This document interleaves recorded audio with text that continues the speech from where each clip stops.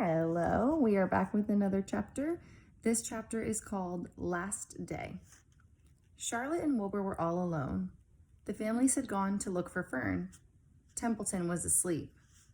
Wilbur lay resting after the excitement and strain of the ceremony. His medal still hung from his neck. By looking out of the corner of his eye, he could see it. "Charlotte?" said Wilbur after a while. "Why are you so quiet?" "I like to sit still," she said. "I've always been rather quiet." "Yes, but you seem especially so today. Do you feel all right?" "A little tired, perhaps, but I feel peaceful. Your success in the ring this morning was to a small degree my success. Your future is assured. You will live secure and safe, Wilbur. Nothing can harm you now. These autumn days will shorten and grow cold. The leaves will shake loose from the trees and fall.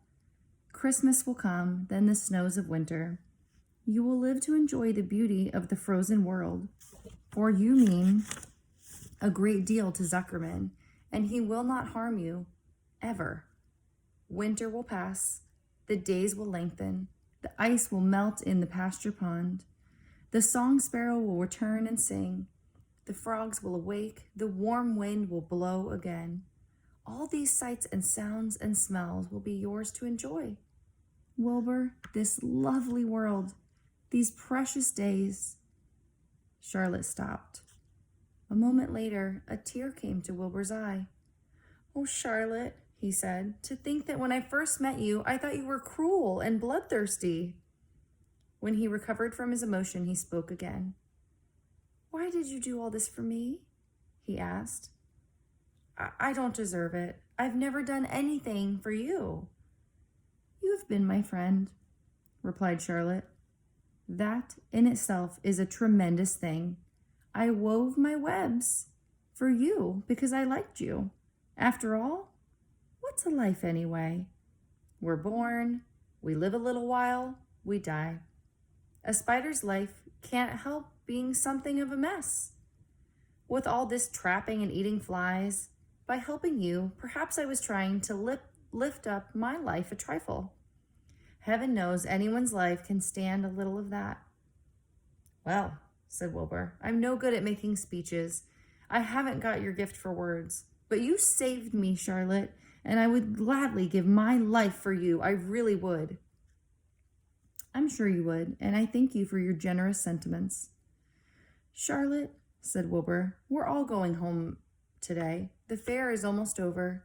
Won't it be wonderful to be back home in the barn cellar again with the sheep and the geese? Aren't you anxious to get home?" For a moment, Charlotte said nothing. Then she spoke in a low voice, so low Wilbur could hardly hear the words. "I will not be going back to the barn," she said. Wilbur leapt to his feet. "Not going back?" he cried. "Charlotte, what are you talking about?" "I'm done for," she replied. "In a day or two, I'll be dead.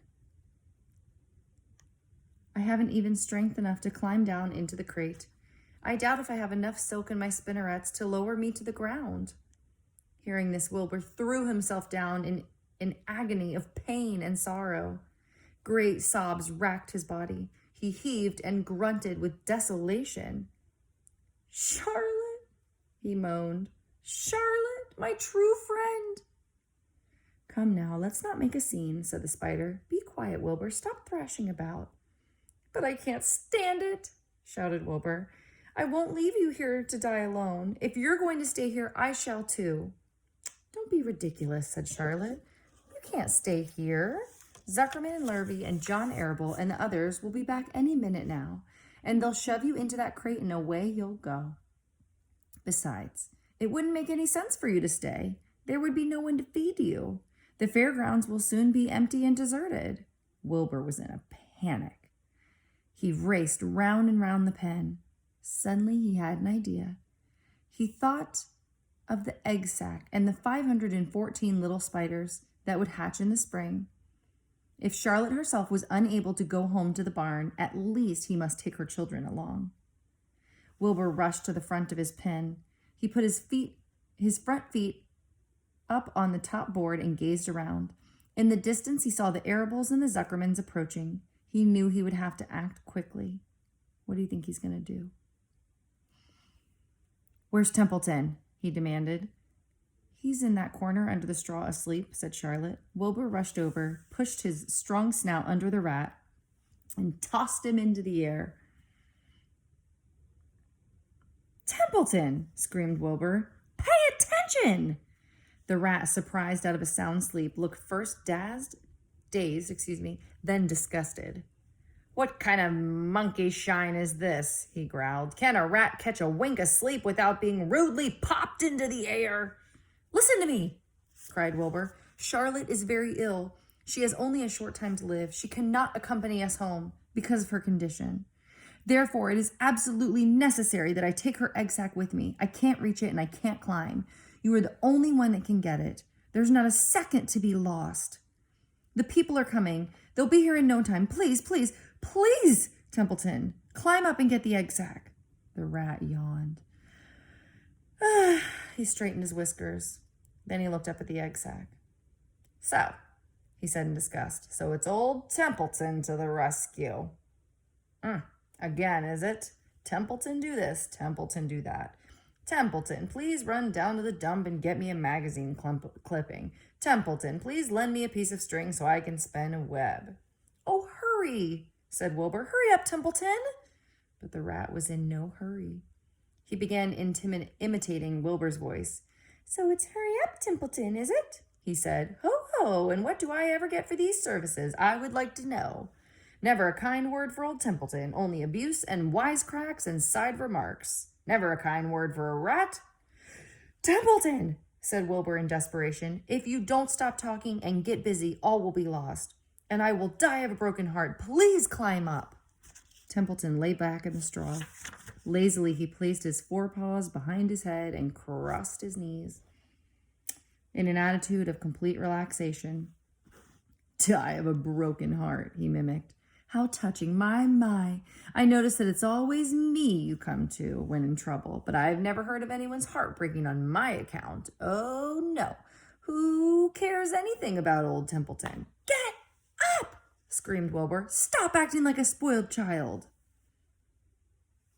Templeton grinned and lay still. "Who made trip after trip to the dump?" he asked. "Why, it was old Templeton. Who saved Charlotte's life by scaring that Arable boy with a rotten goose egg? Bless my soul, I believe it was old Templeton. Who bit your tail and got you back on your feet this morning after you fainted in front of the crowd? Old Templeton. Has it ever occurred to you that I'm sick of running errands and doing favors? What do you think I am, anyway, a rat of all work?" Wilbur was desperate. The people were coming and the rat was failing him. Suddenly he remembered Templeton's fondness for food. "Templeton," he said, "I will make you a solemn promise. Get Charlotte's egg sac for me, and from now on, I will let you eat first when Lurby slops me. I will let you have your choice of everything in the trough, and I won't touch a thing until you're through." The rat sat up. "You mean that?" he said. "I promise, cross my heart." "All right, it's a deal," said the rat. He walked to the wall and started to climb. His stomach was swollen from last night's gorge. Groaning and complaining, he pulled himself slowly to the ceiling. He crept along till he reached the egg sac. Charlotte moved aside for him. She was dying, but she still had strength enough to move a little. Then Templeton bared his long, ugly teeth and began snipping the threads that fastened the sack to the ceiling. Wilbur watched from below.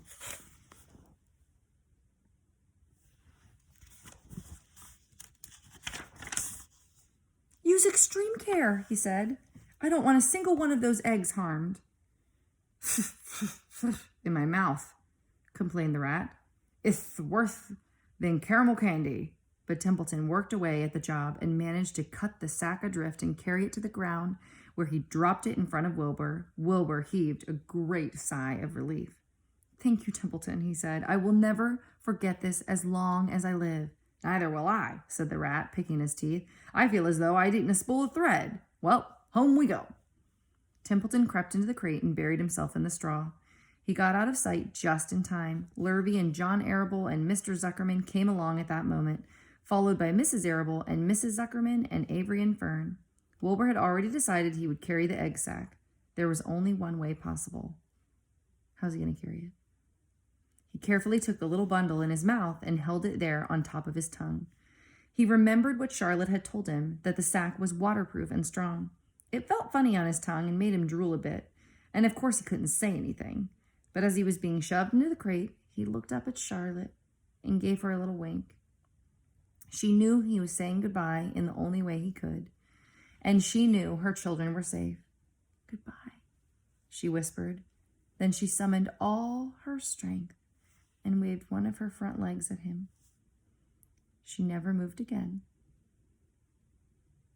Next day, as the Ferris wheel was being taken apart and the race horses were being loaded into vans and the entertainers were packing up their belongings and driving away in their trailers, Charlotte died. The fairgrounds were soon deserted. The sheds and buildings were empty and forlorn. The infield was littered with bottles and trash. Nobody of the hundreds of people that had visited the fair knew that a gray spider had played the most important part of all. No one was with her when she died. Oh, that was a really sad chapter. The next chapter is called A Warm Wind. What do you think it's going to be about? Stay tuned.